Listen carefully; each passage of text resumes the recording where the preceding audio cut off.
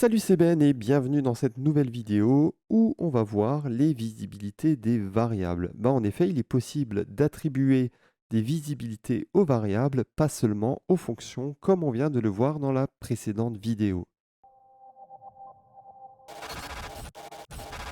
Alors, la première visibilité ici, c'est private. Alors là, on pourrait créer par exemple un nombre qui serait en private. Et si c'est en private, il faut savoir que ce nombre peut juste être appelé depuis l'intérieur du contrat intelligent, à moins de faire un getter, hein, une fonction ici, fonction getNombre, public, ou plutôt external, comme on l'a vu, view returns uint. Donc à moins de faire une fonction qui permet de venir récupérer ce nombre, on ne pourra pas venir récupérer ce nombre. Cependant, attention, il est toujours possible de lire cette variable depuis l'extérieur avec des outils qui permettent d'analyser la blockchain comme Mithril. En effet, la blockchain, c'est public. Donc ne mettez jamais de choses trop secrètes, hein, dans ce genre de variables.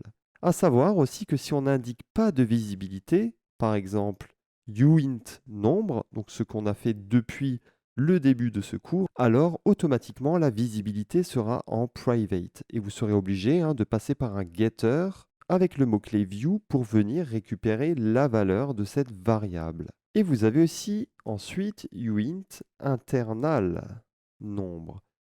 Alors le mot-clé internal, c'est comme private, mais cette variable pourra aussi être lue dans les contrats dérivés, dans la notion d'héritage. Et enfin, vous avez aussi uint public nombre. Alors quand vous faites public, ça veut dire que ça pourrait être lu dans le contrat intelligent, dans les contrats intelligents dérivés, mais aussi depuis l'extérieur.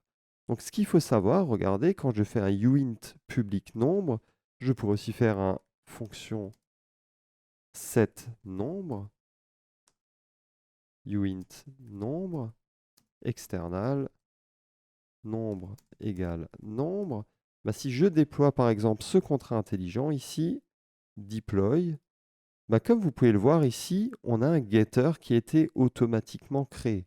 En effet, hein, lorsque l'on utilise public, Solidity crée automatiquement une fonction getter qui a le même nom que la variable. Donc attention, si ici je crée une fonction nombre qui serait un getter, external, view returns uint, Solidity ici serait pas content parce que tout simplement, ce nom de fonction existe déjà parce que Solidity, lorsque vous créez une variable de type public, crée automatiquement ici déjà cette fonction, comme on a pu le voir ici. Voilà, c'est tout pour aujourd'hui. Je vous retrouve dans la prochaine vidéo. Ciao, ciao.